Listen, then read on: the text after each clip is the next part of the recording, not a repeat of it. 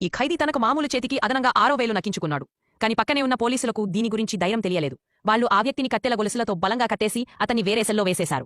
ఏదైనా అనుకోని పరిణామం జరగకుండా ఉండాలనే ఉద్దేశంతో పోలీసు అధికారి అతని నోటికి బెల్ట్ బిగించాడు. అనేక మంది మీడియా ప్రతినిధుల ముందు ఆ ఖైదీ ఓ సవాల్ విసిరాడు. ఈసారి నేను జైలు నుంచి తప్పించుకోగలిగితే పోలీస్ అధికారి తన పదవిని వదిలేయాలి, లేకపోతే నేను జీవితాంతం ఇక్కడే ఉండిపోతా. పోలీస్ అధికారి ధైర్యంగా ఆత్మవిశ్వాసంతో అందరినీ సెల్ బయటకు పంపాడు. కాని వాళ్లంతా బయటకు వెళ్లగానే ఆ ఖైదీ తక్షణమే తన 6,000 తీసేశారు. 2 రోజుల తర్వాత ఉదయం పోలీస్ అధికారి చాలా చెడుగా ఇబ్బంది పడాడు. ఆ ఖైదీ అప్పటికే ఆ సెల్ నుండి మాయమైపోయాడు. అక్కడ మిగిలింది ఖాళీ సెల్, నేలపై చిందరపడిన గొలుసులు, చుట్టూ నిశ్శబ్దం మాత్రమే. ఈ సంఘటన వెంటనే మీడియా రిపోర్ట్ చేసింది. మరొక రోజు ఆ ఖైదీ స్వయంగా పోలీస్ స్టేషన్కు వచ్చి తన విజయం ఆధారంగా పోలీస్ అధికారి పదవిని వదిలేయమని కోరాడు. అప్పుడు పోలీస్ అధికారి నిశ్శబ్దంగా నవ్వుతూ అడిగాడు, నా పదవిని వదిలేయమని చెప్పే ముందు నీ ఉద్దేశం ఏంటో చెప్పు. నువ్వు ఎలా పారిపోయావా?